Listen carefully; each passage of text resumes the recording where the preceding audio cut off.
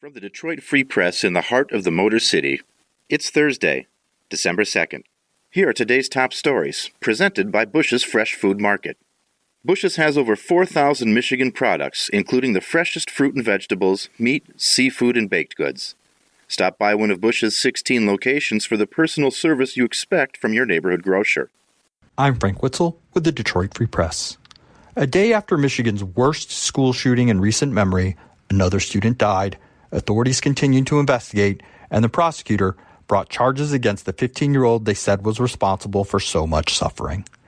Ethan Crumbley was charged as an adult with first-degree murder, terrorism, and related gun crimes. If convicted, he faces life in prison without the possibility of parole. Oakland County prosecutor Karen McDonald said she was only going to confirm the name of the suspect to keep the focus on the victims.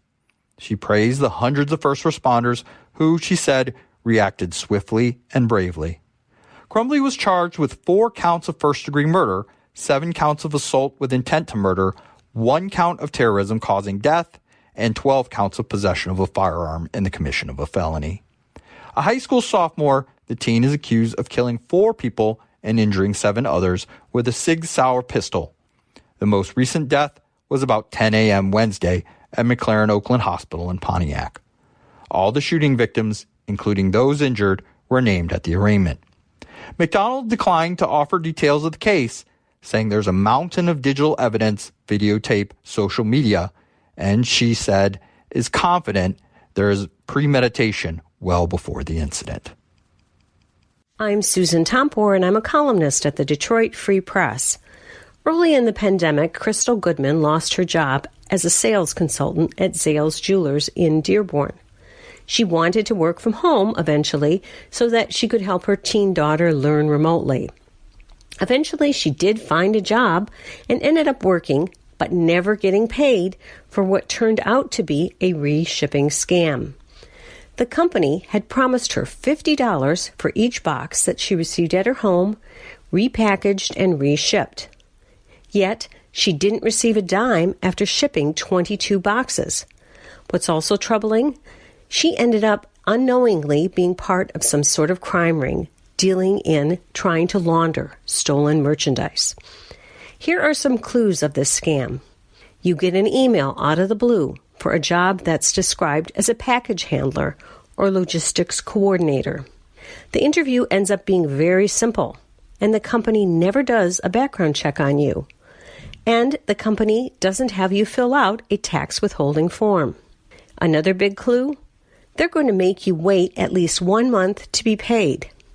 As desperate as many people are to find work, it's time to step back and think.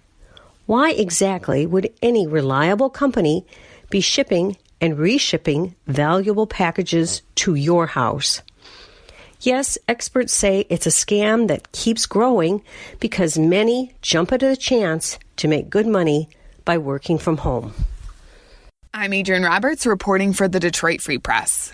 Dan Gilbert has added to his vast Detroit real estate empire with the purchase of the Cadillac Tower on Tuesday. Gilbert's real estate firm Bedrock bought the 40-story building on Cadillac Square for an undisclosed purchase price, although Crane's Detroit business said a source familiar with the matter said it sold for about $36 million. The purchase of the mostly empty office building marks a return of Gilbert's strategy of buying up buildings in downtown Detroit. In the early part of last decade, Gilbert purchased several buildings located in the city's downtown core and renovated them. And the Cadillac Tower sale is potentially the most significant purchase by Bedrock since 2015, when Gilbert bought the One Detroit Center skyscraper downtown for a price well above $100 million. In the last few years, Gilbert has also bought the Buell Building in downtown Detroit and Comerica's downtown Detroit Bank branch. And now Bedrock has more than 90 properties under its control in downtown Detroit. Cadillac Tower, which opened in 1927, was designed in the late Gothic Revival style with terracotta and golden accents and has been in continuous use ever since, according to historicdetroit.org. This is Emma Stein for the Detroit Free Press. Karagosian and Sons Jewelers, a Sylvan Lake staple, is permanently closing its doors after 70 years in business. "It's time to retire and enjoy our life," said co-owner David Karagosian. Karagosian's parents opened the store in their basement in 1950, and now, more than 70 years later, it's run by their 3 sons, all in their 60s. Karagosian said he's loved every minute of running the business and has made lasting friendships with many of their longtime customers.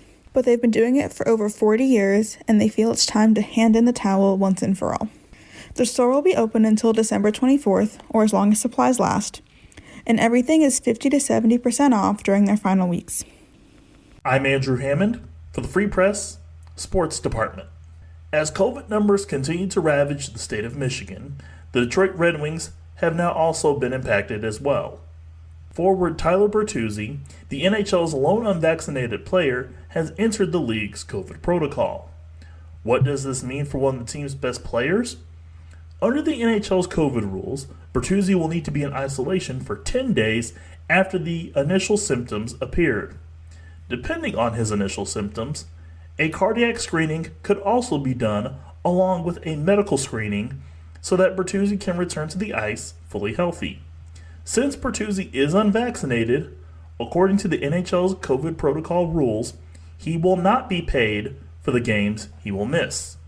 For more stories from the Detroit Free Press, be sure to check out freep.com. That's FREEP.com. If you're a fan and want to support our quality local journalism and subscribe, go to freep.com/special offer.